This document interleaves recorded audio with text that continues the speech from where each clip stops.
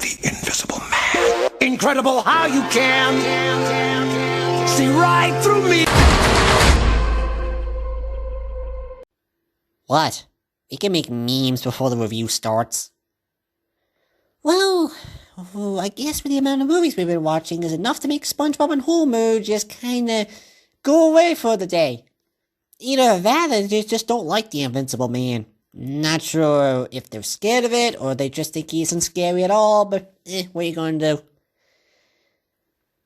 I guess you guys here are just getting a one-man show with me.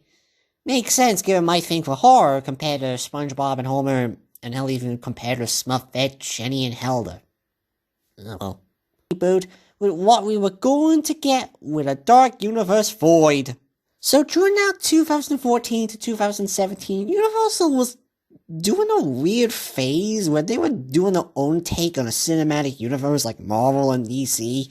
They first tried with Dracula Untold in 2014, which I guess in comparison to the other film I'm going to mention later on, it did better. It got better reception from critics and the box office was really good. So I guess in that case, it made sense that they would eventually make the proper first film with The Mummy with old Tommy Cruise. And yes, I said Tommy. I'm making fun of the Tom News crew name. However, even compared to DC, where we kind of knew that DC was bound to make one of them like Marvel, it was kind of bound to happen that they were going to make a cinematic universe as well, but no one really asked or even wanted a film universe mixing Universal with their horror movie classics and with superhero elements. No one asked that. No, I can understand why they did it. I can get where they're coming from, especially since they were the ones that kind of do this crossover and made a world around it, thing back in the 30s and 40s. But when The Mummy failed in more ways than one, it showed that Universal couldn't do this. Hell, they couldn't even make it like the Warner Brothers Conjuring series. But at least Universal quickly changed it, just back into a one film thing with different filmmakers doing their own take on the monsters. And who do you get to fix this? By getting one of the creators of Saw, Insidious, and Upgrade, Lee Ranell, to work on the film. When Clarice's abusive ex takes his own life and leaves her his fortune, she suspects his death was a hoax. After a series of coincidences that turns lethal, Clea works to prove that she's being haunted by someone no one can see. Now, with that being out of the failed universe, this film has surely worked in its own way, but it does suffer from the over-reliance on jump scares. The horror itself is just okay, yes, it is kind of more of a mental health horror, you can call it like a thriller, as Clea suffers from PTSD. Something I bet women in abusive relationships have to deal with. But those jump scares really took me out of the film, as well as some points of the plot, like the Invincible Man's reason to go after Clea. Like when the moment this plot point came up in the film, I just immediately knew where it was going after that. And I just kind of kept waiting for it to end. And it's sometimes I'm not even that smart to cop on to when plot points and that come up. So the fact that this managed to actually get me to actually realize the plot point that's going to be used later on, that's really kind of sad when you think about it. Oh yeah, right, it's the ending.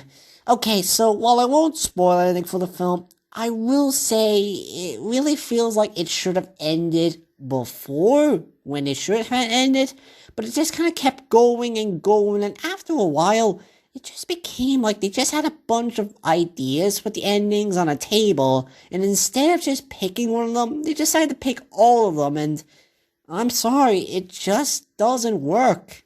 As well, some of the stuff that the Invincible Man does is just stupid. Like holding a phone up and taking a picture of his girl and drawing her all over the place when he needs her to be alive for the plot point. Also, why did you have your phone on vibrate? You're the Invincible Man. You know that you need to make sure no sounds come out of you, and yeah, a phone vibrating is definitely gonna, catch them off. You're just lucky that some of the characters outside of your exes just left the house so you can do this crap. I will give it that the film's acting is really good for the few characters we do have in the film, as well as the score, and for how much this film's budget costs, the effects are really good. And yeah, the film is cheap because of one word: Blumhouse. Moving on. So I think The Invincible Man's a decent film that they use today's topics and mixing it with an old idea well, and the acting and the effects are really good. However, the story does have some issues with pacing and plot points you can see a mile away, and I felt like the ending should have ended, a lot earlier. Nevertheless, if more films had to come out with the universal monsters like this, I do hope they can improve with The Invincible Man, but keep what made this film work. I guess nothing's going on. Hey, why are you in the dark? Oh, I thought there was going to be someone here. Oh, that Invincible Man type you're thinking of? Sonic, come on. Who will go invincible to try and hit you down? Sporty Smurf is not too smart to do that. It's just being in the dark. You just like being in the dark like Batman. Alright then, I guess that takes that out.